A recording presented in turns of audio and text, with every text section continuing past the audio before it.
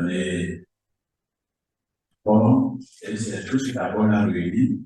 On va vous envoyer chez vous, on va venir construire l'école chez vous, bien le centre de santé.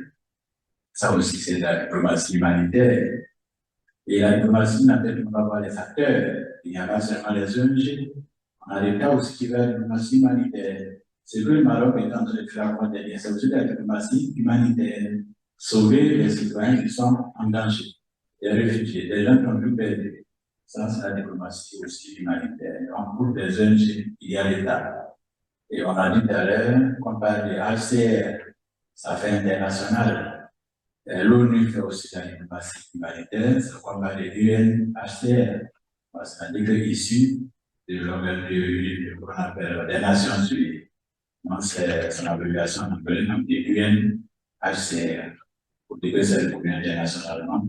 Donc, ces gens d'associations qui font la diplomatie humanitaire.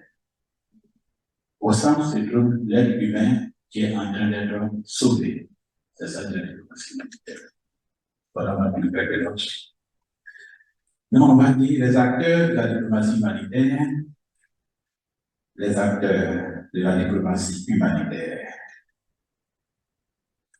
les acteurs de la diplomatie humanitaire,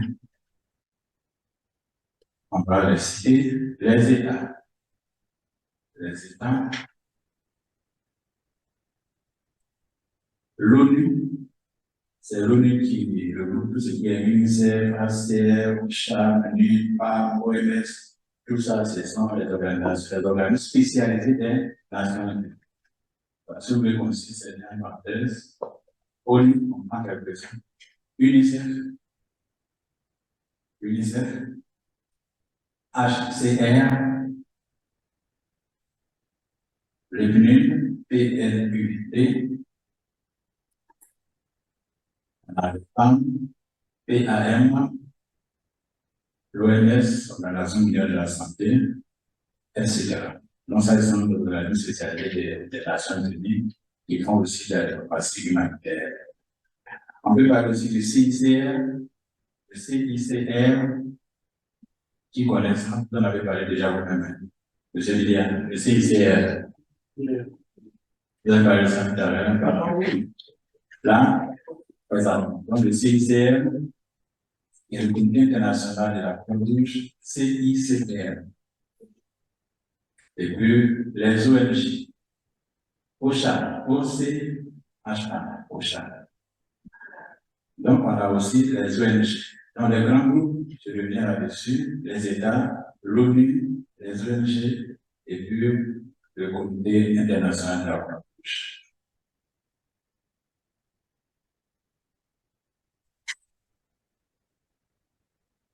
Voilà.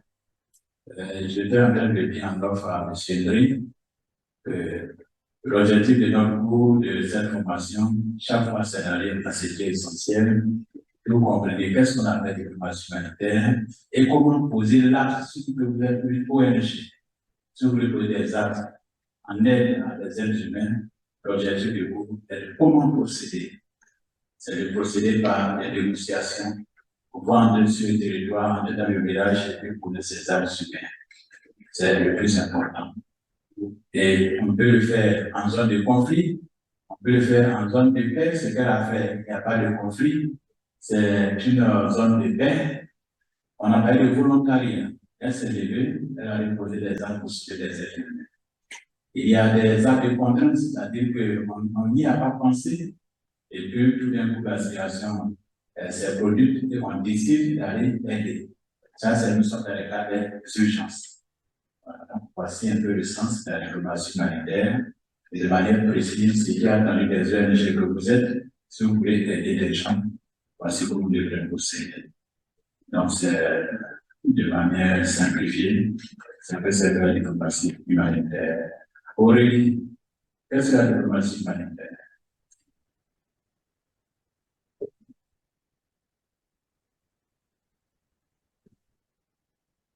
Donc, si tu regardes ton cours, c'est que tu n'as pas compris. Essayons, qu'est-ce que la diplomatie humanitaire?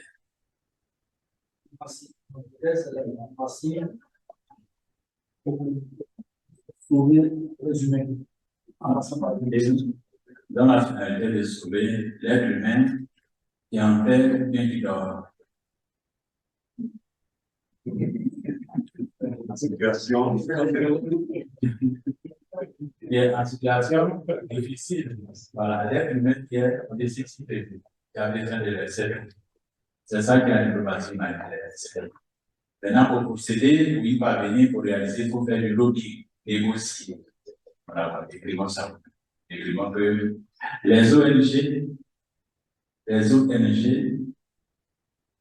font du lobbying, les ONG font du lobbying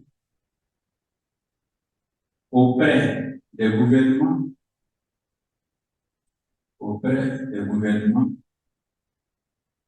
et des institutions internationales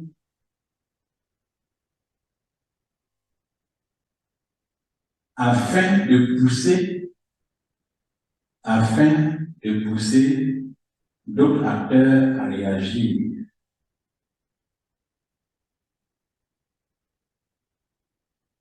Afin de pousser d'autres acteurs à réagir. Afin de pousser d'autres acteurs à réagir. On avance pour dire qu'elles font aussi la dénonciation. D'accord, les individus dénoncent certaines choses. Les décisions politiques, elles font aussi la dénonciation et participent à l'élaboration des traités internationaux On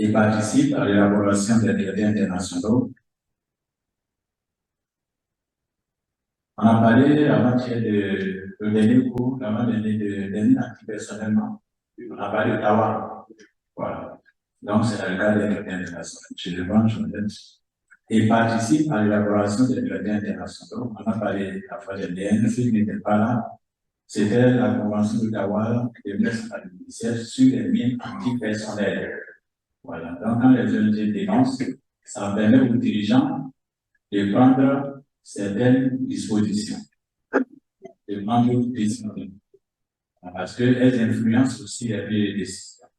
Donc, ça aussi, c'est le centre des ONG dans le domaine de la diplomatie humanitaire. Maintenant, conclusion que la diplomatie humanitaire,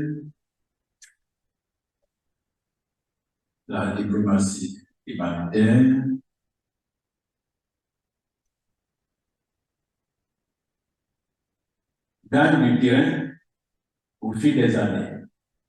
La diplomatie humanitaire gagne du terrain au fil des années. Gagne du terrain au fil des années. La diplomatie humanitaire gagne du terrain au fil des années. C'est une autre forme de diplomatie alternative, je vais vous expliquer. C'est une autre forme de diplomatie alternative, car elle est capable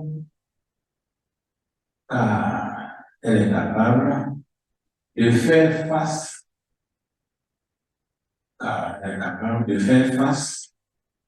à l'urgence, elle est capable de faire face à l'urgence pour obtenir des solutions,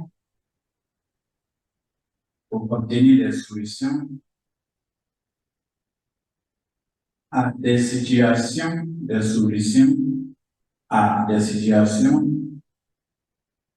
considérées comme insolubles, considérées comme sans solution, considérées comme insolubles.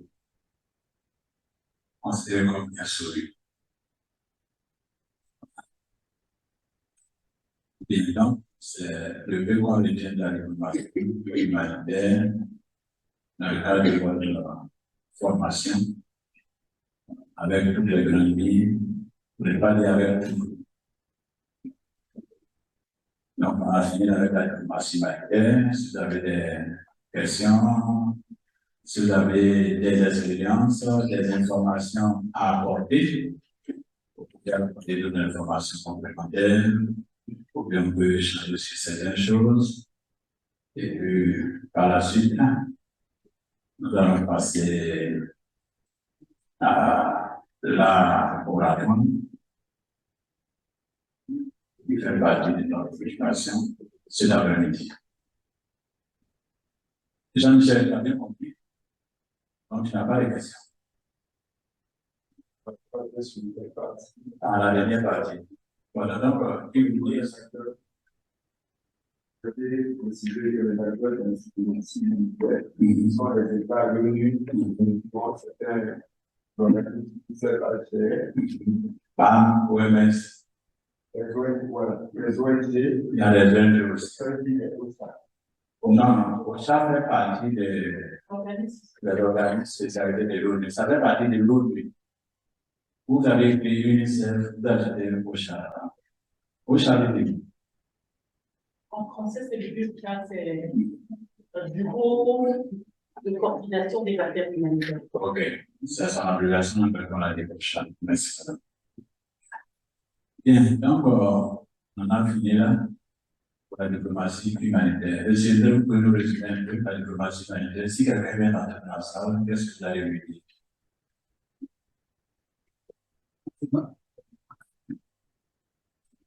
Concernant la diplomatie humanitaire, l'objectif est de sauver les vies. Et d'abord, la procédure, c'est pouvoir négocier une négociation, et pouvoir entrer avec les responsables, soit de l'économie, soit une sous-préfecture, si vous voulez, au niveau local, c'est et faire poser des actions, des axes, pour soulager un peu tout ce qui sont dans la presse, l'événement naturel, je suis bien en Amérique de guerre, et par exemple, dans l'état du Maroc, l'événement du séisme, venir en aide à la population. Madame Acré. Madame Acré, qu'est-ce qui fait la connotation de ces actes humanitaires? En quoi est-ce qu'on fait cela? Vers se limiter à l'humanitaire, ou bien gentillesse, ou bien qu'est-ce qui fait qu'on fait cela? On n'a pas compris la région. On n'a pas suffisamment compris. Qu'est-ce qui fait que c'est la diplomatie? C'est vraiment la diplomatie de choix. Qu'est-ce qui fait que c'est la diplomatie? Comme il a perdu de rouge, vous voyez la Mérine, perdu de rouge. Oui, Jordan. C'est la partie négociation. Négociation. Voilà. La partie négociation, simplement. Il n'y a pas autre chose derrière. C'est la partie négociation avoir c'est devoir couper son axe. C'est comme pas de diplomatie humanitaire. Il n'y a pas d'autre chose derrière. C'est parti de la négociation, il y a du lobbying de pouvoir avoir autorisation et poser mon acte humain, pas de diplomatie humanitaire. Et du soulage aussi à la place des États. Et puis le temps de ne pas faire, comme on fait l'enquête tout à l'heure, réellement les chefs du village veulent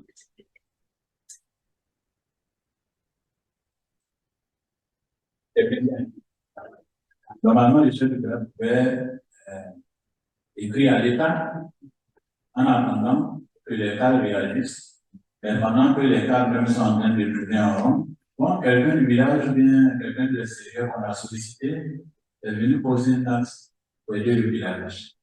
Un temps soit peu, ce que l'État devrait faire, quelqu'un l'a fait, mais un groupe l'a fait. Donc ça soulage aussi. Donc ça fait partie des acteurs de développement. Les actions humanitaires sont des actes de développement. Donc les ONG sont bien sûr des acteurs de développement.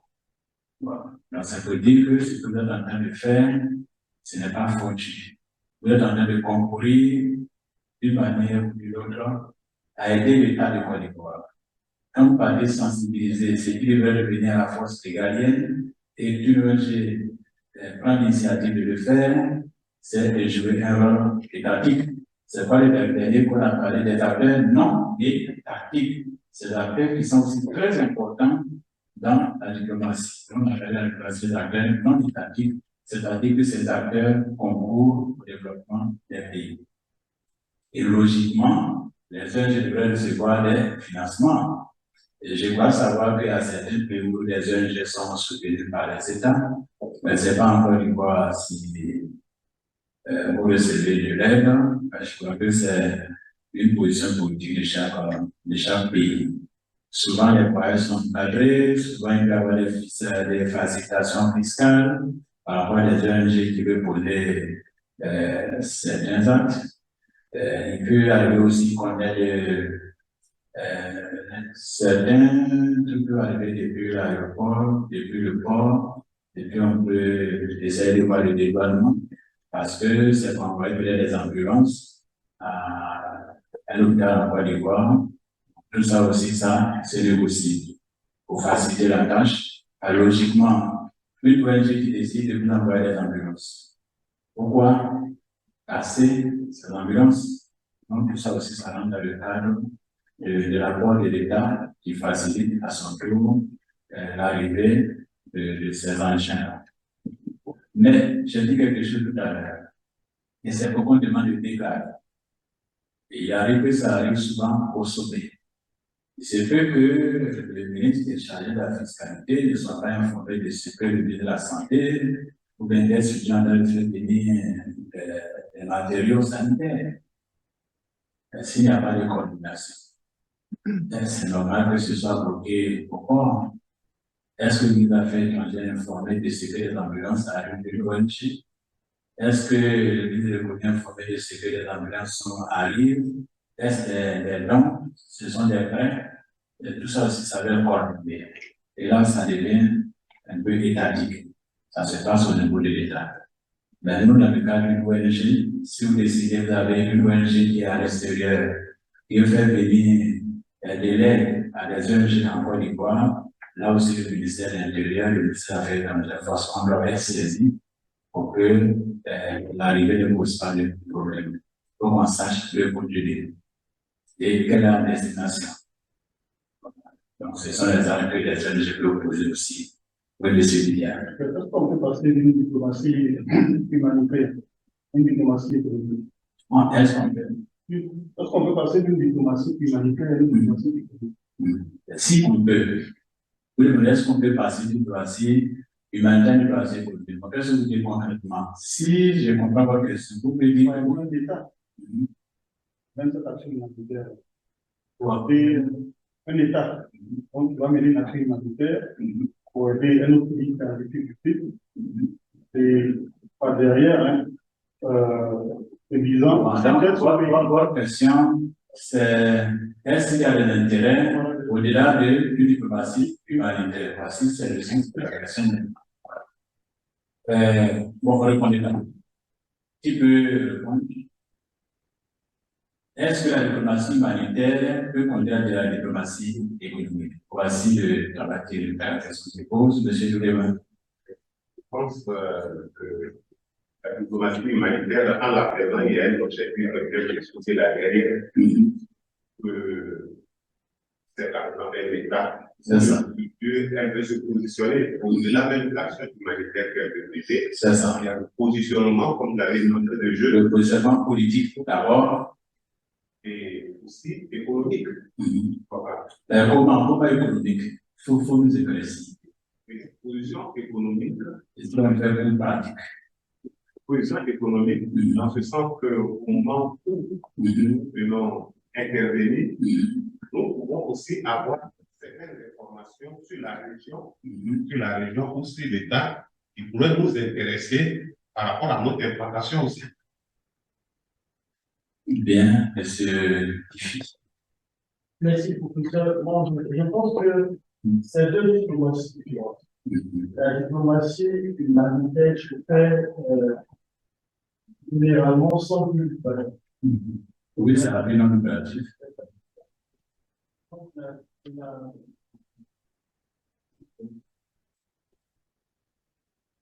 Ce qui est typiquement de la diplomatie économique qui se fait à but lucratif. Néanmoins, lorsque vous vous positionnez dans la diplomatie humanitaire, cela pourrait vous être utile en négociant des marchés derrière et après, vu que vous avez aidé le pays et tout ça. Mais, de façon, ce que je peux dire, c'est que on ne peut pas se baser sur la diplomatie humanitaire et couler sur la diplomatie économique. C'est à ce point de vue. Monsieur Degré, comme il est à côté, monsieur Degré d'abord, le micro va arriver là. Allez-y, vous pouvez parler. Si. Je voulais intervenir pour dire que la diplomatie humanitaire peut contribuer à la diplomatie économique. Dans la mesure où nous venons de dire qu'en faisant la diplomatie humanitaire, cela peut être fait à des fins de développement.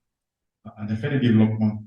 Or, en termes de diplomatie économique, c'est pour le développement du pays. Voilà. Voilà ce que je voulais dire. Ok. Le suivant, qui est M. Degré. Je voudrais, en disant que si on a accès à la diplomatie humanitaire, on a accès, on arrive dans ce pays, on peut désormais avoir des relations commerciales avec ce pays. Parce que c'est des bases de relations. Ça ouvre les portes et ça permet à l'État qui a fait ce geste d'entrer maintenant dans ce pays et négocier avec tous ces, disons, ces hommes d'affaires et ça, les affaires. Voilà. Disons, ça récompense. Tout à fait. Ok. Qui voulait, M. Poivre. Oui, c'est. Je dis que la lecture que nous avons faite dans le cas du Maroc et la France, pourquoi refuser de l'aide à la France et aux États-Unis? C'était juste des enjeux économiques aussi. Donc, quelque part, il y a un lien entre les deux diplomaties. Monsieur Kwaku Ndri, c'est Kwame d'abord. Ok, moi j'aimerais dire simplement que la diplomatie humanitaire est la porte même d'entrée dans une nation. Parce que cela favorise à accéder à toute diplomatie, que ce soit économique. Une des portes, d'accord, une des portes pour avoir accès, mais seulement que elle est plus subtile. Elle est plus subtile sur ses objectifs. D'accord. Monsieur je pense que je vais aborder dans le même sens que M. Kwame. Je dirais que, partant de la définition de la diplomatie comme étant le fait de négocier, je pense que pour aboutir à la négociation, il faut avoir accès. Et donc, si nous partons de la diplomatie humanitaire, ça pourra nous permettre d'aborder les autres formes de diplomatie. D'accord, M. Boni.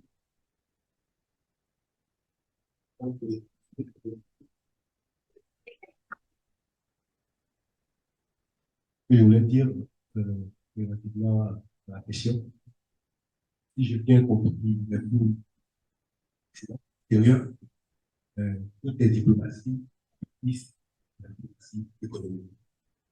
Toute diplomatie aboutit à une diplomatie économique. Alors, la diplomatie humanitaire est une opportunité qui est donnée à certains États de pouvoir rentrer en relation avec qui sont dans le besoin. Pour l'exemple que nous connaissons maintenant, c'est-à-dire le cas du Maroc. Un pays dans la possibilité de rentrer le Maroc, au-delà de l'humanitaire, pour certaines nations qui vont concourir à contribuer au développement du pays, la diplomatie économique. Ok, merci. Le voisin n'a pas d'échelle. Il va vous présenter un peu le Appelez Kwasi. Normalement, pour entrer dans un État, il faut pouvoir passer par les actions. Et ce sont généralement des actions humanitaires. Je prends l'exemple de l'organisation dans laquelle je suis. Nous avons un peu de coordination humanitaire Et la première action à poser, c'est d'abord de poser des actions humanitaires dans tout le pays. C'est dans l'orientation donnée par les différents bailleurs de fonds. L'objectif, c'est d'abord de montrer à ces États qu'ils ont les capacités et nous pouvons les aider. Et derrière ça, l'offre économique, les offres nous sont ouvertes et nous pouvons financer des projets. Parce que nous, par exemple, du Maroc, avec la Côte d'Ivoire, le Maroc pourra faire beaucoup d'actions humanitaires en Côte d'Ivoire. L'État de Côte d'Ivoire, voyant que le Maroc fait beaucoup d'actions humanitaires, c'est un bon partenariat. Tout ce que vous avez dit, je suis sur Zoom, que la finalité de la diversité économique, c'est la création d'emplois, c'est le développement, le bien-être. Et donc, je pense que la finalité, aussi, on peut passer par l'action humanitaire, derrière, la société. Merci. Là, nous sommes dans un cadre plus universitaire. J'ai l'impression que nous sommes à une réunion internationale. Et nous sommes tous ensemble de la diplomatie. C'est ça qui a été échangé et vous avez tout entendu. Je reviens sur la question de ce Didier.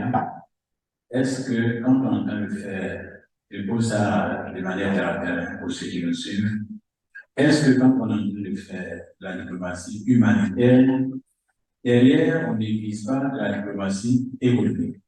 Je veux dire, c'est ça. À 98%, vous avez répondu que oui. Prenons l'Ukraine. Les Américains parlent de quoi? La reconstruction. Généralement, les pays qui interviennent en aide, c'est pour la reconstruction. Ce sont des financements indirects d'aller poser des actes humanitaires. Et c'est ça aussi que le Maroc a réalisé. La France va les aider en retournant. On ne veut pas accepter que la France vienne reconstruire le Maroc. On a notre souveraineté. On accepte l'Espagne parce que l'Espagne et nous, c'était les plus des siècles. C'est par elle que nous sommes ce que nous sommes aujourd'hui.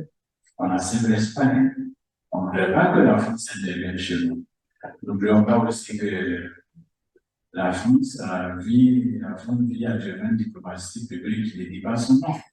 Vous comprenez ce que je suis en train de dire. Vous avez déjà des honneurs de diplomates, on peut parler par contre des honneurs. Donc, ce bienfaiteur schéma-là, vous pouvez ne pas entendre de réfléchir. Mais toujours dire qu'un acte humanitaire, effectivement, comme M. Didier a dit, c'est quoi on demande d'échanger pour les questions, c'est très important. Faire de la diplomatie humanitaire, dans certains sens, c'est de faire de la diplomatie économique, dans le cadre surtout de l'intervention des pays dans les États. Derrière se cache toujours quelque chose. Pour l'Ukraine, les Américains nous ont dit, pour la reconstruction, ça va coûter un nombre de milliards, mais ces bâtiments qui vont venir construire. Ce n'est pas un cadeau, ce sont des prêts. On va construire avec des prêts avec intérêt. On va investir. Combien ça va revenir? Sur combien d'années?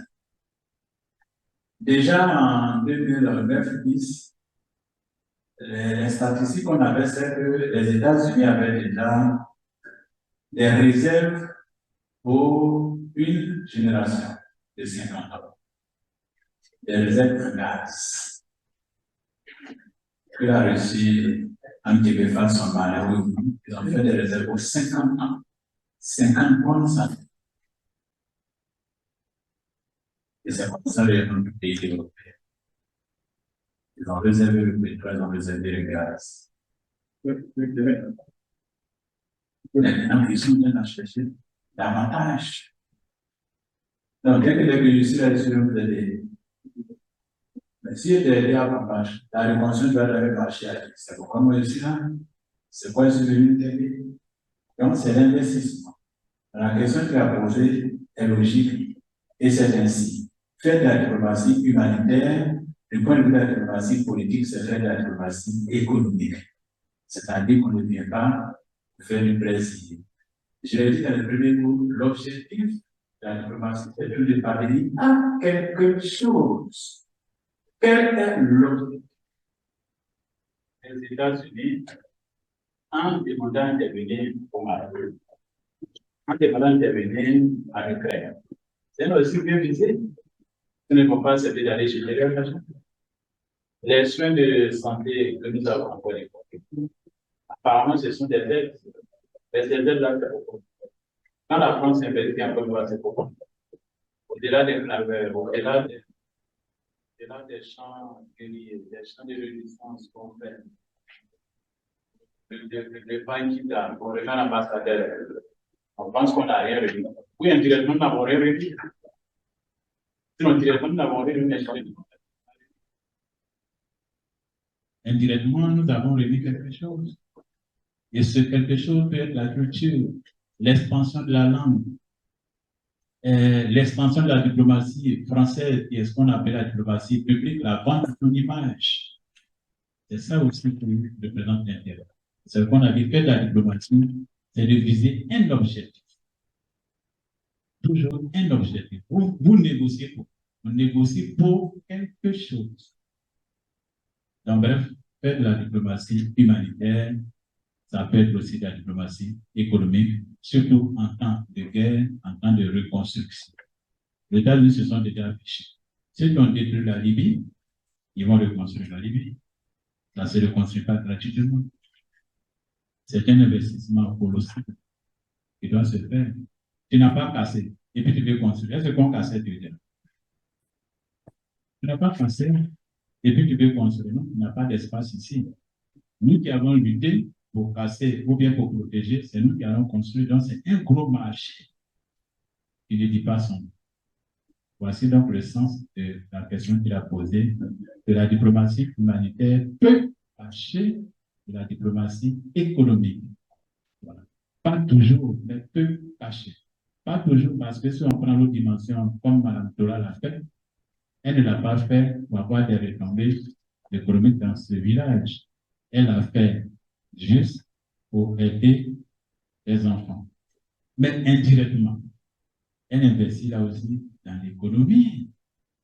Ces enfants qui vont partir à l'école, qui vont réussir absolument, certains n'allaient même pas fréquenter les bancs parce qu'il leur manquait une tenue pour aller à l'école. Mais grâce à son action, ces enfants vont partir à l'école. Ces veuves qui n'avaient plus rien peut-être à manger, grâce à son action, vont pouvoir peut-être manger. Ces enfants qui vont recevoir l'éducation, qui vont devenir des élites, ce sont les mêmes demain qui vont diriger, qui vont négocier des contrats. Donc, indirectement, elle a fait là aussi de la diplomatie économique. Si l'objectif de la diplomatie est parvenir à un objectif, cet objectif d'aider des enfants à les scolariser pour qu'ils aient un cursus, sinon un cursus très important pour l'avenir, elle a investi indirectement dans l'économie. Parce que l'économie est sous-tendue par l'éducation, la formation. Donc, quelque part, si on dit on se chef de l'État, peut-être qu'on a décoré en fait. Monsieur Nouléba. Merci bien, Excellence. Il y a une préoccupation qui me vient souvent à travers la diplomatie humanitaire. Qu'est-ce qui peut expliquer que certains organismes sont objets d'attaque, sachant bien que les actions qu'ils vont poser sont des actions pour le bien-être de la population. Bien, là aussi, ça s'est résumé dans le cours. La question qu'on avait posée à la suite de votre question, est-ce que ces ONG, ces structures qui veulent intervenir, est-ce qu'elles sont neutres? Est-ce qu'elles sont indépendantes? Est-ce qu'elles ne sont pas des structures partielles? C'est la question qui est là. Parce qu'on a découvert parfois que dans le transport des aides, de la nourriture, se cachent des armes. Dans le convoi se cachent des armes. C'est pourquoi j'ai bien précisé qu'on va à l'essentiel de ce cours parce qu'il y a des éléments fondamentaux que nous devons forcément avoir. Et ce sont ces éléments fondamentaux-là que j'ai eu à dire la neutralité, l'impartialité, être apolitique. C'est ça que la diplomatie humanitaire. Or, en réalité, il arrive que ces ONG deviennent des relais pour soit les rebelles ou bien soit les États pour aller faire de la reconnaissance. Donc, c'est pourquoi, en période de conflit, de part et d'autre, on cherche à vérifier qui arrive, qui fait quoi. On ne vient pas pour faire d'espionnage, là aussi c'est vérifié. Donc, le plus souvent, ces structures, ces ONG qu'on refuse, ce n'est pas dans le vide, c'est dû peut-être à leur passé, et les gens les soupçonnent peut-être de cacher des armes, de faire autre chose, donc c'est logique qu'on ne les accepte pas. Sinon, de vous à moi, je suis en souffrance, quelqu'un vient me dire pourquoi je refuse. Je ne peux pas refuser. C'est comme si nous sommes en politique et que mon adversaire le plus coriace, je sais qu'il m'en veut terriblement, je ne me sens pas bien dit, c'est son médecin qui vient me soigner. Attention, je dis que là, je te remercie, je n'en veux pas, je vais voir mon propre médecin. C'est les mêmes choses. Voilà. Donc, je crois que M. Douleba, c'est ça qui explique cela. Okay. Oui, Madame Ortola. Ça me plaît. Oui. Est-ce que c'est pas un moyen aussi de faire pression pour obtenir quelque chose d'un État? La diplomatie humanitaire. Les ONG viennent dans un pays X pour apporter une aide humanitaire, alors qu'il y a, par exemple, une guerre, et les rebelles disent non, on n'en veut pas. On voit les femmes, les enfants qui vivent dans des conditions de précarité, des morts. On veut venir aider, et les rebelles qui disent non. Bon, là, je ne pense pas que ce soit d'obtenir ou bien de cacher quelque chose forcément. Parce que c'est, comme nous l'avions dit, c'est ces structures qui arrivent. Il faut qu'on puisse vérifier parce que, effectivement, on a parlé de la dénonciation. Si vous parlez de pression, oui, ça existe parce que ces actions humanitaires sont souvent des dénonciations. Donc, on a parlé tout à l'heure des mines antipersonnelles de 1997, parlant d'Ottawa. Ces organisations humanitaires qui ont dénoncé ont permis la prise en compte des préoccupations. Et dans les dernières phrases, si vous allez voir qu'on a dit que ces ONG font du lobbying, elles font de la dénonciation, elles mettent des pressions, elles permettent aux décideurs de prendre certaines décisions. Donc, voici le sens aussi de ces pressions-là. Donc, effectivement, ils font de la pression, mais ce n'est pas toujours forcément pour rechercher quelque chose. Comme je viens de le dire par rapport à la question que M. Douleba a posée, ce n'est pas forcément pour rechercher quelque chose, mais ça peut être pour se protéger. Parce qu'effectivement, le convoi qui arrive, qu'est-ce que ça contient en réalité? Vous voulez donner du riz, qu'est-ce que c'est du riz? Peut-être au beau milieu du convoi là-bas, c'est trop des armes, des cartouches. Voilà. Mais en même temps, ce sont des moyens de pression, comme vous l'aviez écrit. Voilà, on dénonce, on met des pressions pour demander aux hommes politiques de poser certains actes, on l'a dit, en faveur donc des populations. Si vous devez commencer à dénoncer peut-être des odeurs nauséabondes au campus et qui sont constatées, la pression c'est quoi? C'est une pression politique. C'est pour dire au ministre, je ne sais pas si c'est infrastructure ou bien de l'urbanisme, je lui dis qu'il faut faire un caniveau ici parce que ça fait 10 jours que les femmes manifestent à Cocody. Elles mettent une pression et ça passe sur les réseaux sociaux, l'État de Côte d'Ivoire ne fait rien, etc., etc. Le chef de l'État ne pourra pas tenir son image, met la pression rapide sur le ministre, il ne faut pas m'exécuter cette tâche pour que les femmes arrêtent de manifester sur les réseaux sociaux. C'est ce qu'on va voir tout à l'heure dans la diplomatie digitale, la force de la diplomatie digitale qu'on entend même. Là, on y va. Oui, monsieur.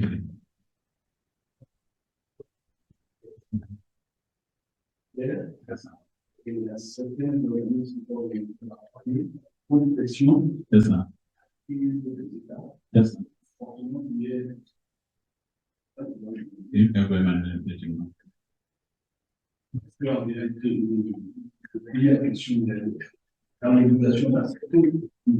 Non, vous avez déjà répondu. Le pays n'est pas une obligation, on vient de parler du Maroc. Ils ont autorisé certaines ONG, ils en ont refusé, c'est de leur droit souverain. C'est pourquoi tout à l'heure, quand j'ai commencé le cours, j'ai dit que ces ONG n'ont pas une existence avec un certain régime comme la diplomatie traditionnelle, mais c'est sur une base légale. Une fois que c'est juridique, ça veut dire que les textes sont écrits. Les textes sont écrits, validés par les États. Donc, ces organisations ne sont pas au-dessus des États forcément. Bon, dans le cas précis du Maroc, le Maroc est souverain. Il est libre de choisir son. Et c'est ce qu'il a fait. Il a attribué que tel pays peut venir, ne peut pas. C'est ça aussi qui fait la souveraineté et le droit international. Dans le cas aussi de la guerre Ukraine, aussi. La même pour mon avis, on doit migrer la marchandise de l'extérieur.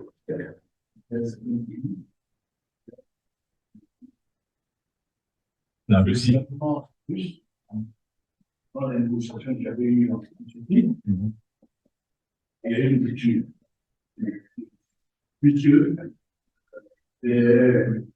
La demande que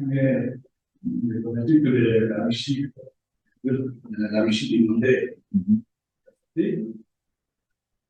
Maintenant, dans la tête, ils ont suspendu le rapport. Il ne va pas montrer que l'Ukraine a créé un pouvoir militaire, pour combattre pour y aller au problème. Pourquoi? Bien, en termes diplomatiques, nous sommes en train aussi d'exercer la diplomatie publique sur les muscles.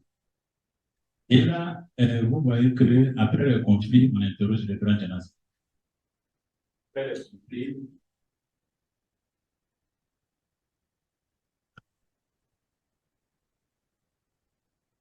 Après le conflit, on a vu Libéria. Récemment, on vient de prendre un dernier, je ne sais pas, rwandais. Ça peut durer. L'ONU condamne. Quand l'ONU condamne, ça veut dire que tôt ou tard, il se peut qu'il y ait un tribunal pour ça. Effectivement, est-ce que la Russie a raison? La Russie n'a pas raison. Quand on a un an de guerre, après quelqu'un ne cherche pas moi qui a raison. C'est quand la guerre finira que tôt ou tard, dans 10 ans, dans 30 ans, dans 50 ans, on saura qui a eu raison. En temps normal, c'est la même question, c'est la même réponse. Un convoi humanitaire pour aller donner du céréales dans les pays qui en ont besoin. La Russie ne devrait pas bombarder. Ils devraient empêcher. C'est que les deux derniers convois, le récent est passé. Il a pu traverser, ils sont allés livrer. Je crois qu'ils sont sur un deuxième, ils n'ont pas encore bombardé. Ils ont menacé de le faire, mais ils ne l'ont pas fait pour nous. C'est le premier passé récemment, si j'ai bien suivi la télé. Et puis il y a un deuxième qui est envisagé. Logiquement, ça ne va pas se faire bombarder parce que c'est de l'humanitaire. Bon, quelle information ils ont pour dire que c'est un convoi peut-être hyper dangereux? En le faisant, est-ce que la diplomatie publique que l'Ukraine est en train de faire, ça veut dire que montrer un beau visage aux autres pays du monde, est-ce que ça ne joue pas sur la Russie? Voilà. Peut-être on veut empêcher la Russie et l'Ukraine de dérouler sa diplomatie publique à la vente de son image. Parce qu'en aidant des pays pendant qu'on est en conflit, c'est dire quand même que cette Ukraine-là mérite d'être soutenue. Mérite d'être, voilà, mérite d'être aimé. Voilà, donc chacun est en train de faire sa diplomatie publique, vendre son image, pour dire aussi que c'est une certaine puissance. Nous avons traversé, il n'a pas été capable de bombarder, parce que quand la Russie devait bombarder, l'Ukraine dit je traverse, pour parler comme chez nous, je ne sais pas sur quel pays a posé l'Ukraine, pour dire que je traverse. Tu veux bombarder, je traverse à son attente, si tu peux bombarder. Diplomatiquement, la Russie a remporté, l'Ukraine a remporté une victoire. La Russie a menacé de bombarder au passage. Elle dit, j'y vais. Elle a traversé, elle a arrivé au bout, elle a livré. C'est une victoire diplomatique qui dépasse en nous. Pourquoi est-ce qu'elle n'a plus bombardé? Est-ce qu'il y a des négociations? Je ne sais pas. Est-ce qu'elle a eu peur de quelque chose qu'elle a soupçonné? On ne sait pas. Mais la finalité en diplomatie, c'est que l'Ukraine a traversé, a atteint son objectif de se présenter à la face du monde comme un pays qui fait de l'humanisme une priorité. Et politiquement, ça devient des chefs pour lui. Et tu devais faire, tu n'as pas pu faire, j'ai pu atteindre l'objectif. Politiquement, diplomatiquement, c'est un échec pour l'autre. Ici, c'est une réussite. Mais si on ne rentre pas dans le politique, réellement, pour les lois humanitaires, je ne vais pas les toucher. Ça coûte des gens. Mais comme je l'ai dit, que cache cela? Là, on ne peut pas savoir parce qu'on n'a pas tout le conséquent. Je vous ai dit que le diplomate doit avoir une autre vision, une autre analyse des choses, mais pas toutes les choses dans la précipitation parce qu'un diplomate doit s'écouter moins. Avoir l'information au moins, avoir un beau souci, avant de se prononcer quelque part, au risque de se ridiculiser. Et je l'ai dit, ce n'est pas, vous n'allez pas forcément, c'est pas qui c'est l'ambassadeur parmi vous deux-mêmes.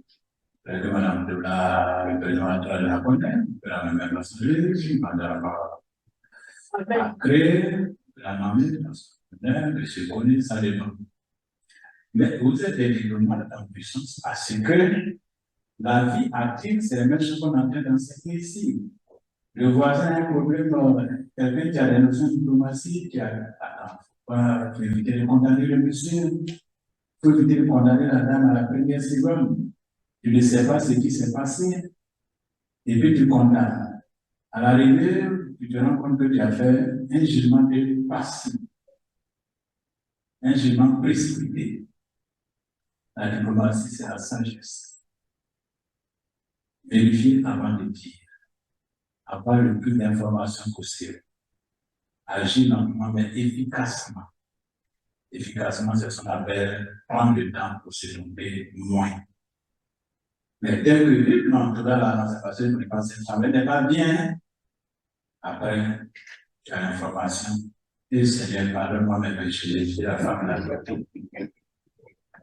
Ça, un diplomate ne doit pas réussir à se confesser comme ça. Prenons le temps, que ce soit dans la vie intime, que ce soit dans la vie professionnelle, que ce soit dans la vie familiale. Ce sont dit, l'information se fait en tout lieu, en toutes circonstances. La discrétion, le temps, la patience, la recherche d'information, avant de se prononcer, en ayant toujours en tête un autre œil, une autre oreille, une autre bouche, une autre vision, parler moins, parler peu et parler efficace et véridique. Ok. Donc, on va aborder le second point de la journée, de la soirée, de la communication à la diplomatie publique et digitale. C'est un outil sous. Parler de l'Internet. Donc, de la communication à la diplomatie publique et digitale. De la communication à la diplomatie publique et digitale. De la communication à la diplomatie publique et digitale.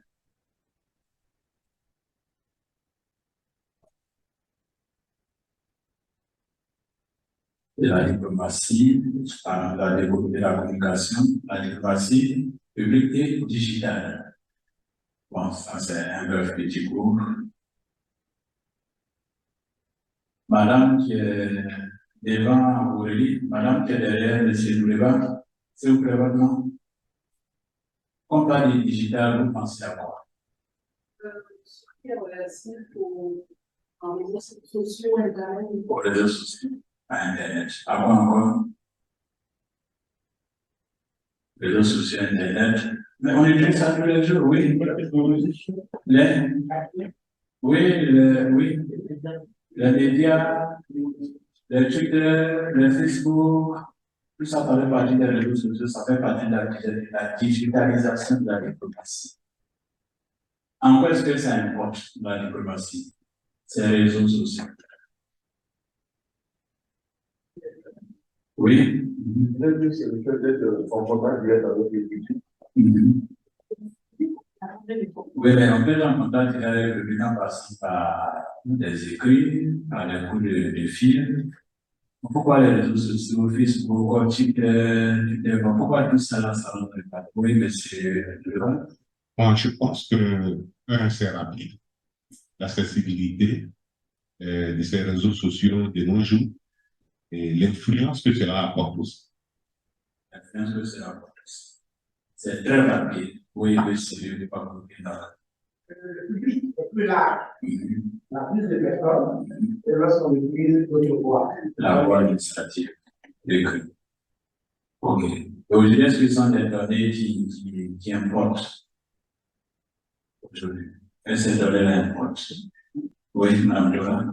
Ce sont des données, je dirais, importantes dans l'agriculture. On vit dans une société, comme on dit, un village planétaire. Donc, c'est important de donner des formations au monde entier. Parce que en temps et en heure. En temps et en temps réel. En temps et en temps réel. Et en temps rapide.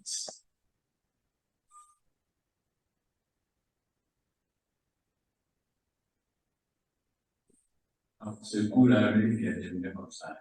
Le Sénégal, là, on a fini. L'homme n'a pas compris le coup. On a dit la communication diplomatique publique et générale. Là, c'est terminé. Si vous avez suivi, j'ai parlé de la guerre au Burkina, le départ de Compaoré. Qu'est-ce que j'avais dit? Le départ de Compaoré. Qu'est-ce que j'avais dit? Parlant des médias. On a parlé de quatrième victoire, j'ai même dit première victoire. Qu'est-ce qui s'est passé?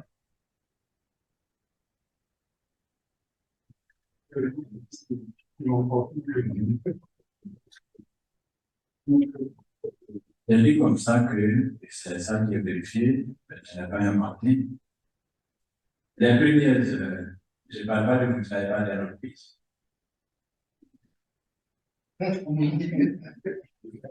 Bien, dans un pays où on est en train d'instituer le chef de l'État élu, on fait passer en boucle, chaque seconde, ça passe, ça passe, ça passe, ça passe. Mais dans les faits, la population n'était pas dehors. La population n'était pas dehors du tout. Puis d'anciennes images, on a chaque 10 secondes, ça passe. Le peu courageux dehors, le peu courageux dehors, la population des militaires sont en train de le tuer. Quand quelqu'un dans sa maison, un jeune qui entend ça, et en rien son téléphone, on peut sortir les gars. Et ça fait que le public s'est enflé, le monde est sorti. Les leaders découvrent qu'il ne peut plus tirer. Ce sont des leaders maintenant qui sont dans les rues. En tant que personne ne sortait parce que effectivement, la personne dans la rue. Quand on veut te faire tomber, on te fait tomber. Ça, c'est la digitalisation de la diplomatie qui est là. La digitalisation de la politique. C'est l'information qu'on peut balancer rapidement. Donc, on va bientôt ou un force ou considérant ce que un des cas fait le plus souvent. Mais dans la seconde, ça peut emporter l'information très rapide. Et dans ce cas, il faut démentir. Donc, du coup, le diplomate a une charge d'information rapide que Jean-Michel vient de donner pour que M. Dodor détruise ça à la seconde près. Parce que s'il ne le fait pas, c'est fini. Voici le nouveau boulot qui revient au diplomate. Tout est digitalisé. Le mensonge peut passer à la seconde, le diplomate doit dénoncer ça à la seconde. Ça peut faire chuter un mur. Donc voici le sens de la digitalisation de la diplomatie. Et c'est là très important. Ok. Donc, oui, on y va, Jean-Michel. Oui. Parlons spécifiquement de la version de la communication en diplomatie. Est-ce que ça ne veut pas porter un point sur la gestion de l'information dans le monde? Comme vous avez dit tout à l'heure que le diplomate, c'est celui-là qui assure la véracité de l'information avant de la porter au risque de s'excuser. C'est ça. C'est qui va derrière son image. Parce que ce point-là. Est-ce qu'il n'y a pas de contradiction? Oui, il n'y a pas de contradiction. Il n'y a pas de contradiction, c'est pourquoi on dit aussi que le diplomate doit aussi des orientations très rapides pour épuiser lui aussi la rapidité de l'information qui est en train de se passer. De la même manière que les réseaux sociaux balancent immédiatement, il faut que tu balances aussi immédiatement. Il faut que tu sois efficace dans la vérification.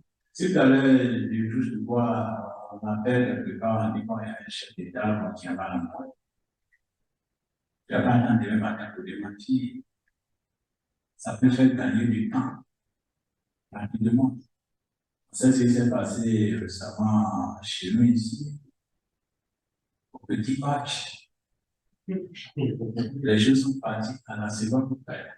Et ça a pris tout le monde de court. En une seconde, ça a pris le temps. Avec des images. Et ça a été un coup dur. Et deux choses l'une, je vais appeler quelqu'un. Je vais appeler que quelqu'un dise que ça va être important. La main, j'ai aussi compris que c'est très important. Là, c'est aussi un peu de communication, un peu de digitalisation. Georgette n'est pas contente, je m'analyse. Le lendemain, Georgette n'est pas contente, elle est affectée par ce qui s'est passé.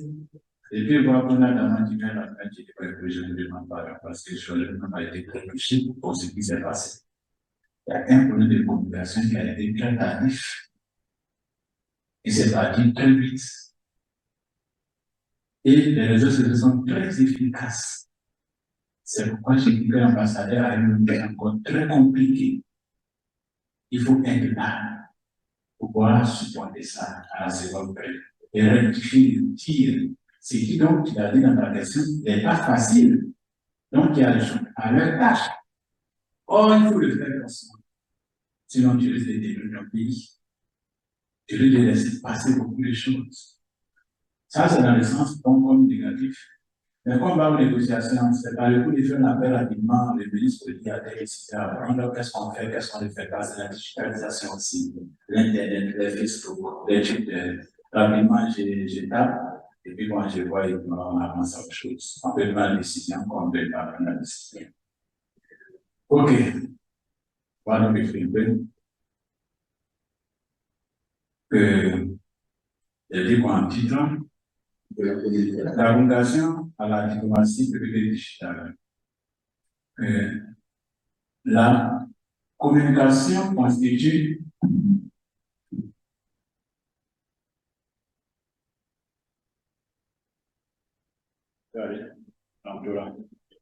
ça avance, mais tu es fatigué.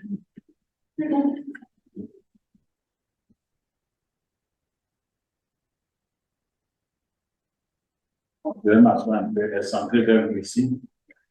Ici, la table ronde. Bientôt, on va passer là. On va faire le défilé pour passer les choix. Chacun va passer par là. Et donc, je disais que la communication constitue un trait déterminant de la diplomatie. On va faire différer les mots tout à l'heure. La communication constitue un trait déterminant de la diplomatie. Elle invite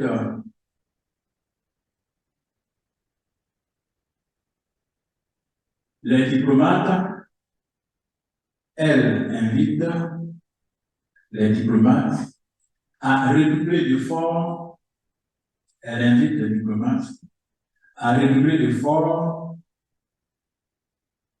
dans la gestion des données, dans la gestion des données, dans la gestion des crises, dans la gestion des données, dans la gestion des crises et autres événements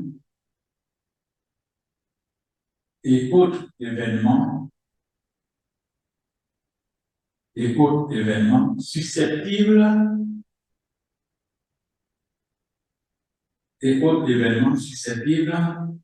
de mettre à mal, le fonctionnement d'un pays.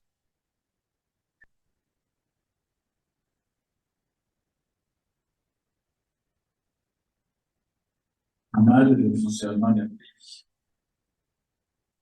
Comme moyen pluriel, comme moyen, la communication utilise le Twitter, Facebook, Internet, les TIC, et puis on a aussi le WhatsApp. Bon, tout ce qu'on utilise sur les réseaux sociaux pour faire passer l'information.